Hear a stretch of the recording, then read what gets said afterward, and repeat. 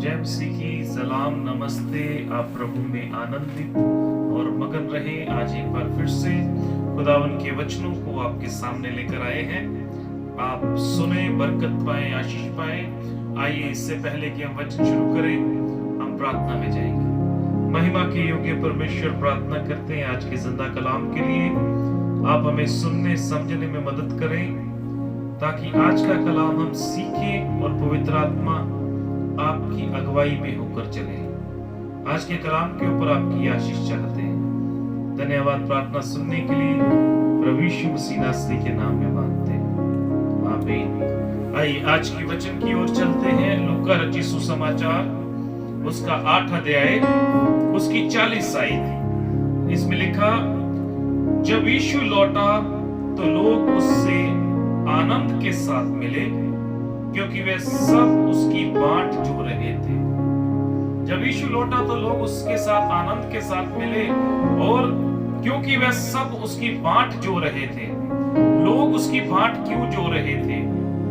यीशु मसीह के साथ लोग आनंद के साथ क्यों मिले? यीशु मसीह, यहाँ पर लिखा कि यीशु लौटा और लोग उससे आनंद से मिले, और क्योंकि वो उसकी बाट जो रहे थे। इससे पहले क्या हुआ था?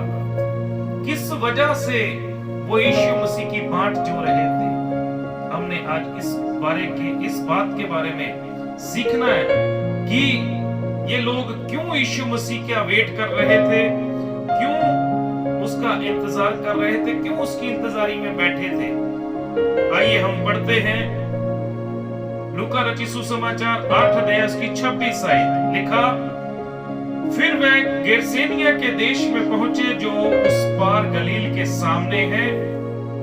जब वह किनारे पर उतरा तो उस नगर का एक मनुष्य से मिला, जिसमें दुष्ट आत्माएं थी। वह बहुत दिनों से ना कपड़े पहनता था और ना घर में रहता था, वरन कब्रों में रहा करता था। वह यीशु को देखकर चिल्लाया और उसके सामने गिरकर ऊंचे शब्द से कहा, है परमप्रधान परमेश्वर के पुत्र यीशु, मुझे तुझसे क्या काम? मैं तुझसे विनती करता हूं, मुझे पीड़ा ना दे। क्योंकि वह उस अशुद्ध आत्मा को उस मनुष्य में से निकालने की आज्ञा दे रहा था, इसलिए कि वह उस पर बार बार प्रबल होती थी। यद्यपि लोग उसे संतलों और बेड़ियों से बांधते थे, तो भी उस बंधनों को तोड़ डालता था। दुष्ट आत्मा उसे जंगल में भगाई फिरती थी। यीशु ने उससे पूछा, तेरा क्या नाम है? उसने कहा, सेना, क्योंकि बहुत दुष्ट आत्माएं उसमें बैठ गई थी। उन्होंने उससे विनती की कि हमें हथागढ़े में जाने की आज्ञा ना दे। वहां पहाड़ पर सूअरों का एक बड़ा झुंड चल रहा था, इसलिए उन्होंने उससे विनती की कि हमें उनमें बैठने दे। उसने उन्हें आज्ञा दी। तब दुष्ट आत्माएं उस मनुष्य में से निकलकर सूअरों में गई, और वह झुंड कड़ाके पर से झटक कर झील में जा गिरा और डूब मरा। चरवाहे ये जो हुआ था देखकर भागे, और नगर में और गांव में जाकर उसका समाचार दिया। लोग ये जो हुआ था उसे देखने को निकले, और यीशु के पास आकर जिस मनुष्य से दुष्ट आत्माएं निकली थी, उसे यीशु के पांव के पास कपड़े पहने और सचेत बैठे हुए पाकर डर गए। और देखने वालों ने उनको बताया कि वह दुष्ट आत्मा का सताया हुआ मनुष्य किस प्रकार अच्छा हुआ। तब गेरसेनिया के आसपास के सब लोगों ने यीशु से विनती की कि हमारे यहाँ से चला जा, क्योंकि उन पर बड़ा भय छा गया था, और वह नाव पर चढ़कर लौट गया। यीशु मसीह उस देश से चला गया। उस देश के लोगों ने यीशु मसीह को गेरसेनिया में से निकाल दिया, और जो दुष्ट आत्मा ग्रसित व्यक्ति था उसमें 6000 दुष्ट आत्माएं थी। उसने कहा, मुझ में सेना है, मतलब 6000 दुष्ट आत्माएं उसके बीच में थी। और जब उसके बीच में से दुष्ट आत्माएं निकाली तो 2000 सूरों में वो दुष्ट आत्माएं चली गई, और उन सूरों को मार दिया गया। वो मर गए, सूअर मर गए। और लिखा, सूरों के जो चरवाहे थे उन्होंने गेरसेनिया में से यीशु मसीह को निकाल दिया। यीशु मसीह को निकाल दिया। उन्होंने कहा कि तू हमारा देश छोड़ के, हमारी जगह छोड़ के यहां से चला जा। और यीशु मसीह वहां से चला गया। आगे लिखा, जिस मनुष्य में से दुष्ट आत्माएं निकली थी वह उससे विनती करने लगा कि मुझे अपने साथ रहने दे, परंतु यीशु ने उसे विदा करके कहा, अपने घर को लौट जा और लोगों से बता कि यीशु की परमेश्वर ने तेरे लिए कैसे बड़े बड़े काम किए हैं। वह जाकर सारे नगर में प्रचार करने लगा कि यीशु ने मेरे लिए कैसे बड़े बड़े काम किए हैं। वो जिसमें दुष्ट आत्माएं थी वो यीशु मसीह के साथ जाना चाहता था, वो उसके साथ जाना चाहता था, लेकिन यीशु मसीह ने उससे कहा कि तू यहां ही रह, तू अपने देश में ही लौट जा, तुझे मेरे पीछे आने की जरूरत नहीं है। तू लेकिन उन्हें जाके बता कि तेरे लिए परमेश्वर ने कैसे बड़े बड़े काम किए। तो वो जिसमें दुष्ट आत्माएं थी, जो चंगा हुआ था, वो अपने देश को लौट गया और वो गेरसेनिया में जाकर प्रचार करने लगा कि परमेश्वर ने कैसे बड़े बड़े काम किए हैं। उसके बाद में जब वो प्रचार करता रहा तो लोगों ने यीशु मसीह के ऊपर ईमान लाया। लोगों ने उन वचनों को सुना, समझा और यीशु मसीह के ऊपर विश्वास किया।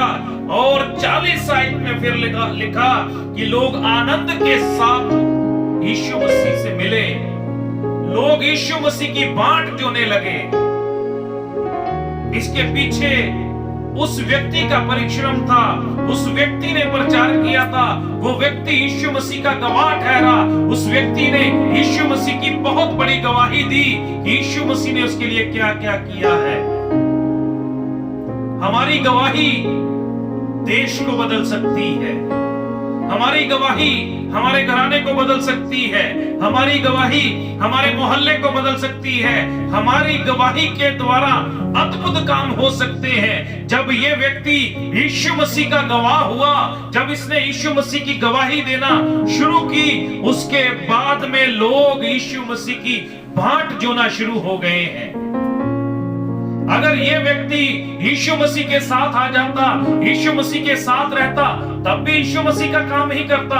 लेकिन यीशु मसीह ने इससे कहा, अपने देश में लौट जा और तू बता कि मैंने तेरे लिए कितने बड़े बड़े काम किए हैं, परमेश्वर ने तेरे लिए कितने बड़े बड़े काम किए हैं। और वो भी अपने देश में जाकर चुप नहीं बैठा, उसने भी बताया कि मेरे साथ यीशु मसीह ने क्या क्या किया, किस रीति से मैं रहता था, कैसे यीशु मसीह ने मुझे चंगा किया। उसकी गवाही के द्वारा लोग यीशु मसीह की बांट जोना शुरू हो गए। लोग यीशु मसीह का इंतजार कर रहे हैं। लोग यीशु मसीह के बारे में सोच रहे हैं कि वो कब इस देश में वापस आएगा। वही लोग, जिन लोगों ने यीशु मसीह को अपने देश में से निकाल दिया था, वही लोग जिसको इस मनुष्य की कोई भी फिक्र नहीं थी कि ये चंगा हो गया, उन्हें इससे कुछ भी लेना देना नहीं था। उन्हें सिर्फ ये लेना देना था कि उनके सूअर मर चुके हैं। उन्होंने उनके बारे में सोचा, जो सूअर मर चुके, जो जानवर मर चुके हैं, उनके बारे में सोचा। उन्होंने ये नहीं सोचा कि ये मनुष्य चंगा हो गया है। लेकिन वो मनुष्य परमेश्वर का गवाह ठहरा, यीशु मसीह का गवाह ठहरा और वो गवाही देता रहा यीशु मसीह की, यीशु मसीह ने मेरे साथ कैसे बड़े बड़े काम किए। बहुत बार यीशु मसीह हमारे जीवन में काम करता और बहुत सारे चमत्कार हमारे जीवन में भी होते हैं, लेकिन हम चमत्कार लेकर चुप हो जाते हैं। हम चमत्कार पाकर अपने जीवन को जैसे का तैसा खड़ा कर लेते हैं। हम यीशु मसीह की गवाही नहीं देते।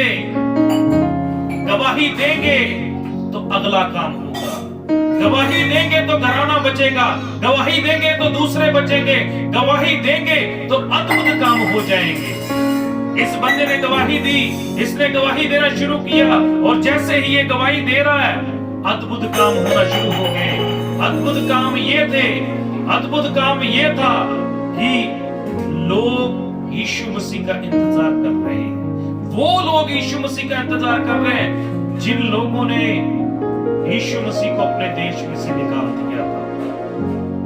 वो लोग अब यीशु मसीह का इंतजार कर रहे हैं। और जब यीशु मसीह इस देश में लौटा तो फिर अद्भुत काम दो हुए। दो अद्भुत काम इसी अध्याय में जब हम पढ़ते हैं तो दो अद्भुत काम और हुए। एक अद्भुत काम, यायर की बेटी जो मर चुकी थी, यायरस की बेटी जो मर चुकी थी, यीशु मसीह के वसीला से वो जिंदा हो गई। वो औरत जिसको 12 साल से लहू बहने की बीमारी थी, वो भी चंगी हो गई। ये पीछे जो परिश्रम है वो ये है, इस जो दुष्ट आत्मा ग्रसित व्यक्ति बंदा था, जो इसने चंगाई पाई, इसने उसकी गवाही लोगों के बीच में दी है। तो जब यीशु मसीह उस देश में वापस लौटा तो यायर की बेटी जो मर चुकी थी वो जिंदा हो गई। जो वो औरत जिसको 12 साल से लहू बहने की बीमारी थी, वो भी चंगी हो गई। अगर ये गवाही ना देता, ये प्रचार ना करता, ये लोगों को ना बताता, तो ऐसा चमत्कार कब होने पाता। ये गवाह ठहरा यीशु मसीह का। इसकी गवाही के द्वारा यही नहीं बचा, इसकी गवाही के द्वारा और भी लोग चंगे हो गए हैं। याइरस की बेटी चंगी हो गई, वो जिंदा हो गई है। 12 साल से जितने लहू बह रहा है, वो चंगी हो चुकी है। गवाही देना हमारे जीवन में बहुत बड़ा महत्व रखता है। जो काम हमारे जीवन में परमेश्वर करता है, यीशु मसीह करता है, उसके गवाह हो जाना बहुत बड़ी बात है। आप सबसे मैं कहना चाहता हूं, यीशु मसीह के गवाह ठहरे, और जब आप गवाह हो जाएंगे, आपके गवाहियों के द्वारा अद्भुत काम हो जाएंगे। परमेश्वर इस वचन के द्वारा आपको आशीष दे, बरकत दे, और आप प्रभु में आनंदित रहे। सबको जय मसीह की सलाम, नमस्ते, शालोम।